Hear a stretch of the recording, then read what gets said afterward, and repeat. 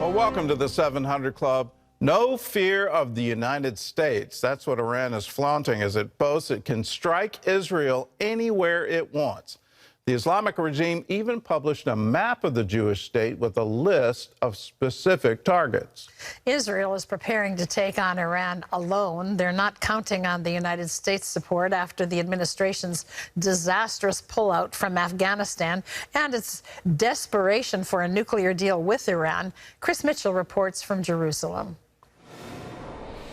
When Israeli Defense Minister Benny Gantz met with U.S. Defense Secretary Lloyd Austin recently, he reportedly presented a timeline for an attack on Iran's nuclear program, telling Lloyd Israel is preparing for the Iranian challenge at the operational level.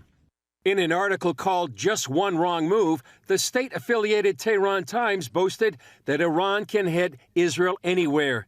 To drive home the point, the story included a map showing selected targets.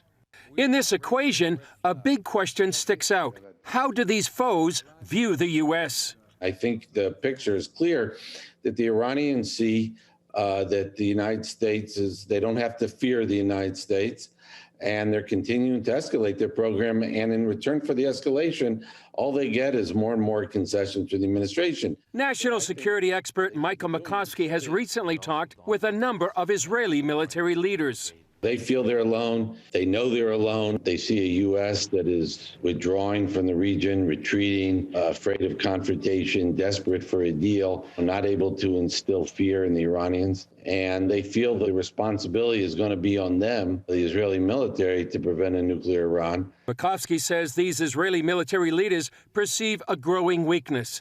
They cite the Afghan pullout, U.S. reluctance to stand up against Iranian provocations, and an eagerness to enter into a flawed nuclear deal. In the meantime, the IDF needs the U.S. to speed up help in the form of military tools to take on Iran, like KC-46 air tank refuelers. That's not the only thing Israel needs, by the way. They also need precision-guided munitions. They need more F-35s, F-15Is, some helicopters, things like that. I would not only accelerate delivery to Israel of this, I would make a show of it. It would be a signal to the Iranians. While the Pentagon is moving slowly in that help, Israelis seem prepared for what might be coming.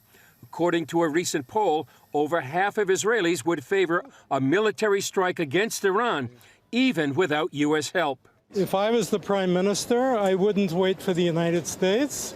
I would take some definitive action now. I don't know if I would bomb right away, but I think as an option B, I think that's probably what I would do. If somebody walks up to you and says, I'm going to kill you and I'm going to kill your whole family, would you wait for that to happen, or would you take some definitive action to prevent it? Due to the situation in Iran, they can't have a nuclear weapon. Now, we don't care that India have nuclear weapons or Afghanistan, but Iran is a different thing. It's ideology of destroying the Jewish country. And the last time somebody had this ideology, he killed almost all of the Jewish people. But I don't think the IDF leadership harbors any illusions that the United States will take care of this problem. I do believe when it comes down to it, they're going to have no choice. I think the U.S. policy has been only to bring us closer to war. I believe the chances are more likely than not that the Israelis will do something militarily to prevent a nuclear Iran. I just think they know they cannot live with a nuclear Iran. The question is what is their red line? Whatever that red line might be, it appears to be getting closer. Gordon? Chris, tell us about this red line. Well, what is the red line for Israel? Well, exactly what there's, Gordon, they're not saying right now. Naftali Bennett, for example, back in October, he spoke to the General Assembly. He said Iran had already crossed those red lines, but he didn't say exactly what they were. But it's pretty obvious one of them would probably be when Iran enriches uranium to weapons grade. That would be 90%. Right now, they're at 60%, and that really is very easy to go from 60 to 90. So then that might be just weeks away if they choose to go that far. But in addition to that, Gordon, to get the enriched uranium, you also have to construct a warhead. Then you have to put it on a ballistic missile. That could take more time, could be up to a year or more. But the question remains, Gordon, what will they do? When will they do it? And will they have to go it alone? As we just reported, it looks like that may be the case. I've got to ask, how will Israel know with certainty that it's gone from 60, that it even is at 60%, or will it be at 90%? How will they know with certainty that Iran's achieved it? It's a good question, and right now it's probably uncertain if they will know. And the reason for that is that the IAEA actually, Iran has put some of them out. They brought some of them back in. They have some of the cameras in some of those sensitive nuclear facilities. But what Iran is saying right now, they're not going to give the video. So it's uncertain when they will know, but I assume they have ways they're going to try to determine whether they've gone that next step. Well, let's talk about military capacity. Israel seemed to have the capacity to take out Iraq's nuclear reactor. It took out Syria's nuclear reactor, stopped those nuclear ambitions. Will it have the capacity to do it? That's a great question. You know, in 1981, they took out Iraq's reactor. Then in 2007, they took out Syria's reactor. But the difference with Iran is they're trying to get enriched uranium through centrifuges. And so right now they have literally dozens of nuclear facilities. The question is, can Israel hit them all? Now, some former Israeli military leaders say it'll take literally 2 years to get ready, and that Israel isn't ready now. And they say current planes that Israel has can't carry the latest bunker-busting bombs, and they need those to destroy those underground sites. And the key right now, for example, Gordon, is there's not enough air refuelers. Israel has ordered 8 of those KC-46s we mentioned in our report, but they won't be delivered till 2024.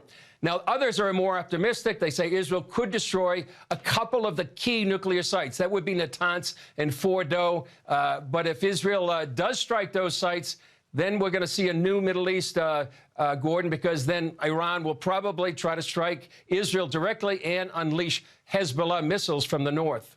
Well, let's talk about Muslim end-time theology. The Ayatollahs believe in the return of the 12th Imam, the Mahdi. What does that have to do with nuclear weapons? What does that have to do with war?